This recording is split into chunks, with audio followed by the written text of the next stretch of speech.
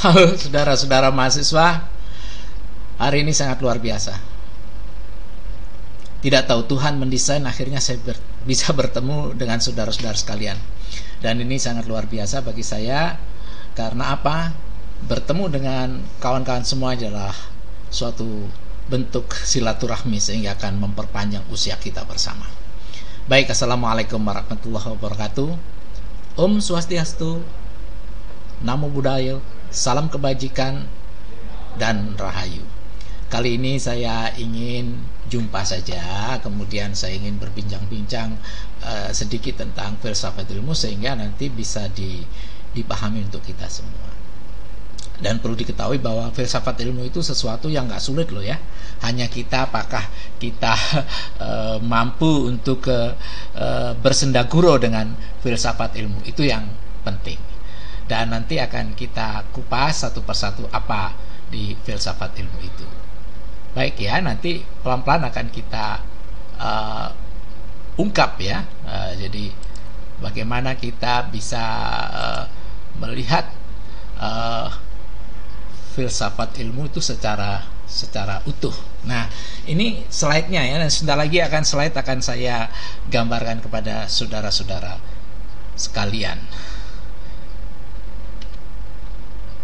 Saudara-saudara sekalian yang sangat budiman, bahwa filsafat ilmu itu sesuatu yang tidak terlalu sulit. Semuanya bisa memahami asalkan dengan niatan tertentu untuk bertanya ketika menghadapi problem-problem itu.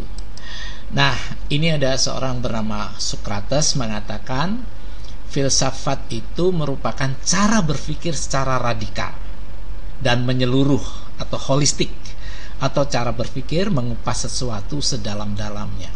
Artinya kalau kita sudah berfilsafat, artinya kalau melihat sesuatu itu tidak boleh hanya di depan, di atas, di bawah, di dalam dan sebagainya. Jadi secara radikal diangkat seakar-akarnya, dan itu menyeluruh, holistik, bukan atomistik. Holistik itu secara menyeluruh, bukan atomistik, bagian per bagian.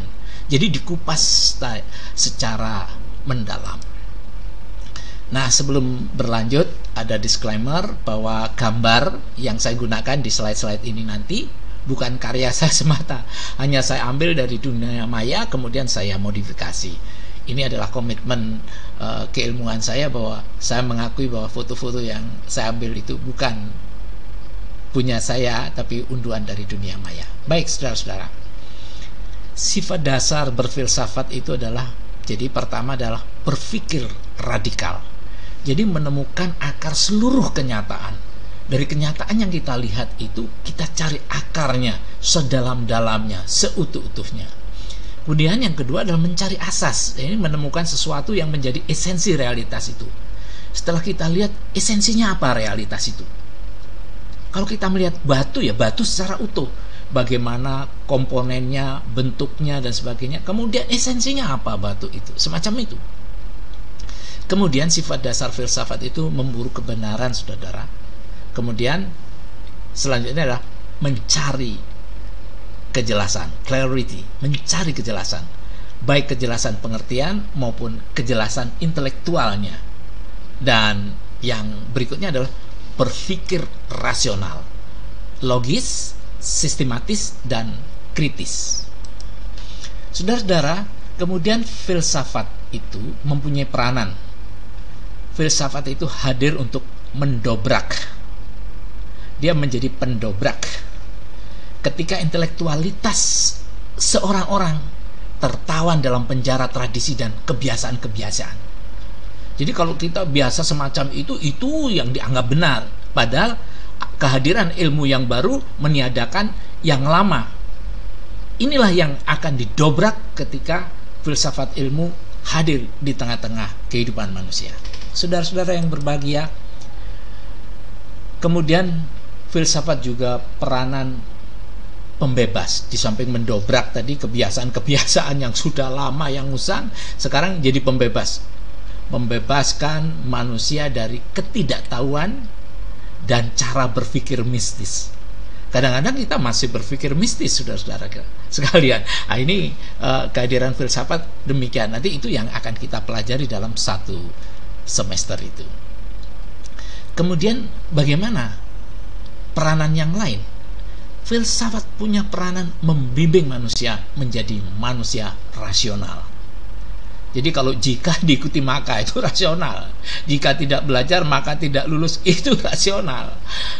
Tidak makan lapar, itu rasional. Rasio mengatakan if dan jika maka. Oleh karenanya peranan filsafat juga bagaimana kita dijauhkan dari pemikiran-pikiran yang irasional.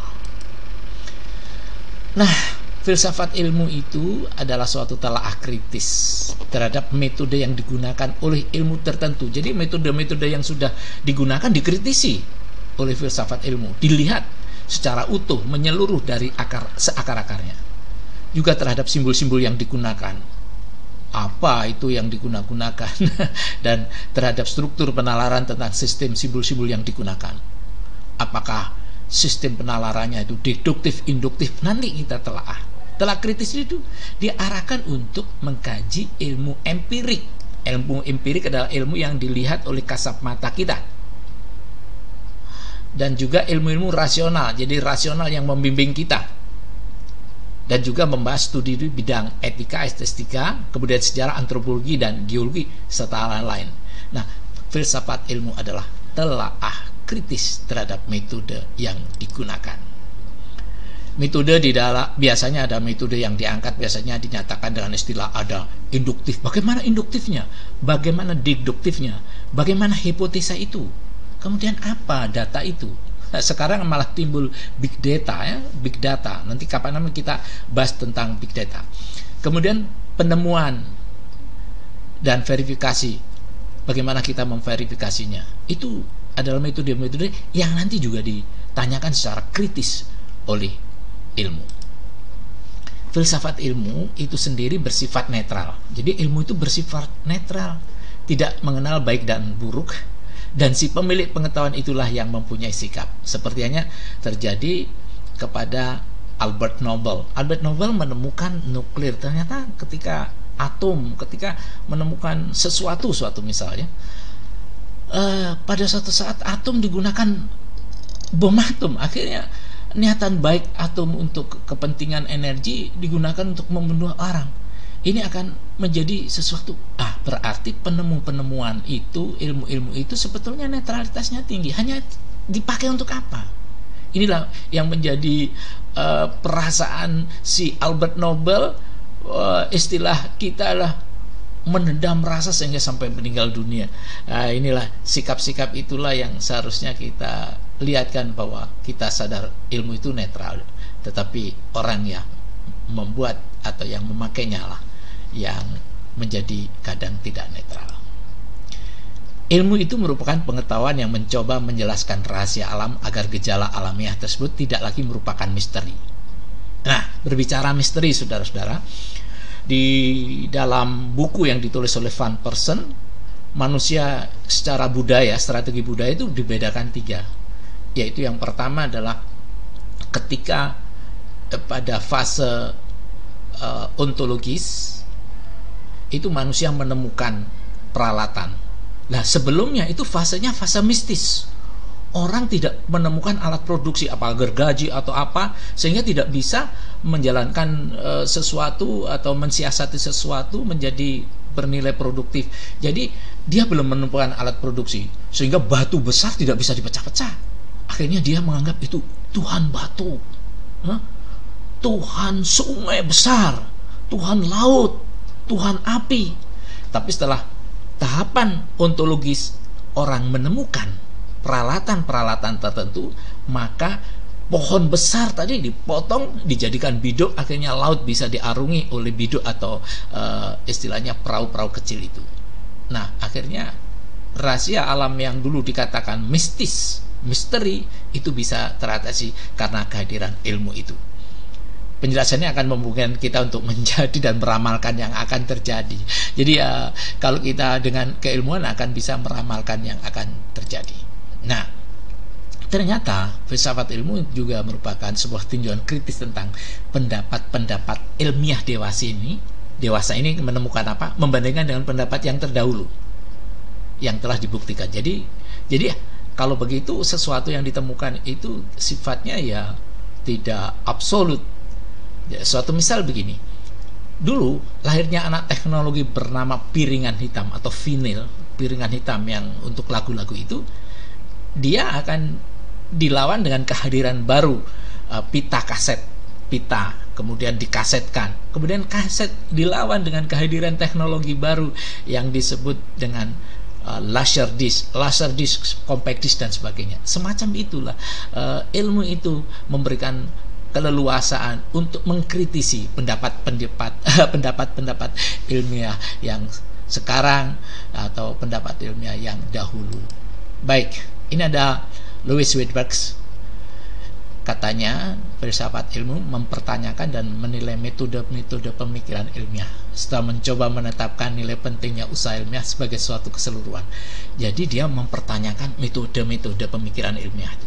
Kemudian mencoba menetapkan pentingnya usaha ilmiah sebagai suatu keseluruhan. Kayak begitu, saudara-saudara sekalian.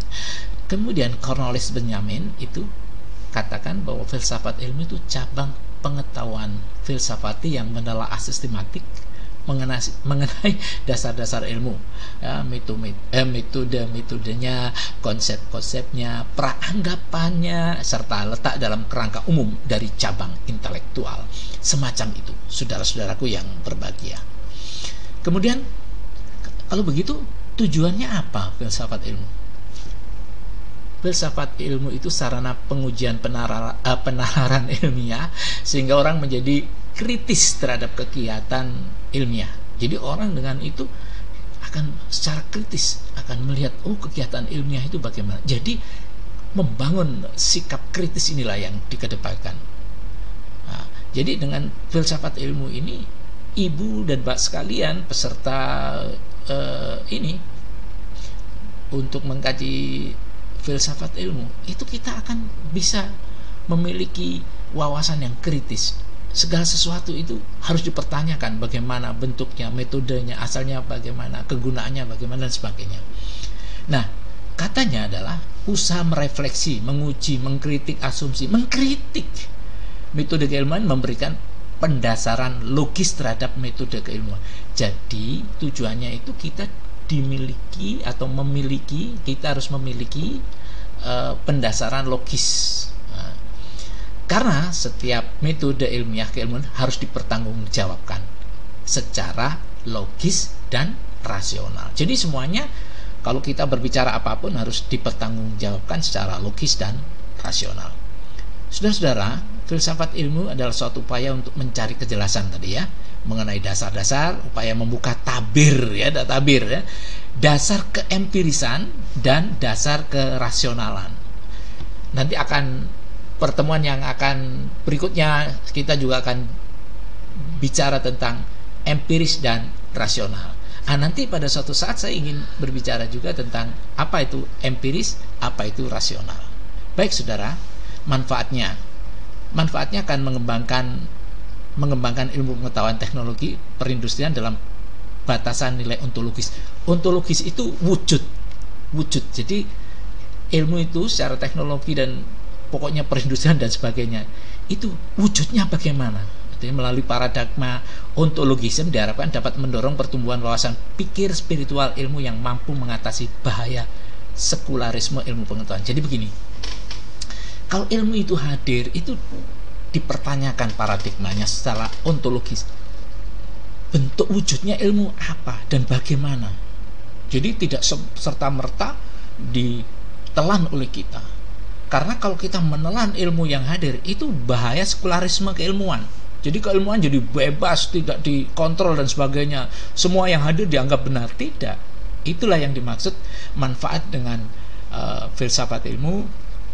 Kehadiran ilmu yang baru apapun itu selalu dikritisi oleh kita. Baik, kemudian manfaat berikutnya secara aksiologis. Kalau ontologis itu bentuk wujud, kalau aksiologis saudara itu adalah nilai-nilai. Jadi begini, Melalui paradigma aksiologis diharapkan dapat menumbuh kembangkan nilai-nilai etis. Ilmu harus etis. Boleh kita menemukan vaksin kemudian uji coba pada anaknya tikus tikus putih atau mencit istilahnya, tapi mencitnya mati semua, berarti nggak etis dong. Serta merta kita hanya memperlakukan tidak adil, tidak tanggung jawab, karena hanya membuat kelinci percobaan mati semua. Tidak boleh, itu harus dipertanggungjawabkan, kendati itu binatang atau satwa. Ilmu pengetahuan dan teknologi dipertanggungjawabkan, bukan untuk kepentingan manusia. Ini mohon maaf, tulisannya kepentingan manusia, namun juga untuk kepentingan objek alam sebagai suatu kehidupan. Jadi kita mempelajari apa, kemudian kita belajar daur hidrologi, kalau ada hujan akan gini-gini. Ini sebenarnya ada kepentingan juga, bukan untuk manusia, ada kepentingan alam. Bagaimana alam yang hadir hujan deras tidak merusak ya wilayah-wilayah tertentu, tentunya orang berpikir oh ini dialirkan dan sebagainya. Itu gambaran manfaat atau aksiologis. Jadi aksiologis itu melihat nilai kegunaan. Ilmu itu digunakan untuk apa? Apakah hadirnya etis dan tidak? Manfaat ini adalah yang berikutnya. Jadi manfaat mengembangkan ilmu pengetahuan teknologi dan pendidikan dalam batas nilai epistemologi. Epistemologi itu berbicara tentang metode. Jadi metodenya bagaimana kemudian bisa lahirnya ilmu itu. Nah, ini yang saya sampaikan hari ini. Dan tentu sangat bahagia kalau saya bisa ketemu lagi dengan saudara-saudara sekalian. Karena apa? Dengan demikian kita akan lebih akrab, bisa bertemu kembali, dan inilah yang menjadi sasaran kita semua. Untuk yang datang harus bertemu dengan rasa bahagia, tanyakan apa saja yang tidak dipahami. Terima kasih saudara-saudara, pertemuan awal ini mudah-mudahan bisa dinikmati. Assalamualaikum warahmatullahi wabarakatuh. Santi Santi.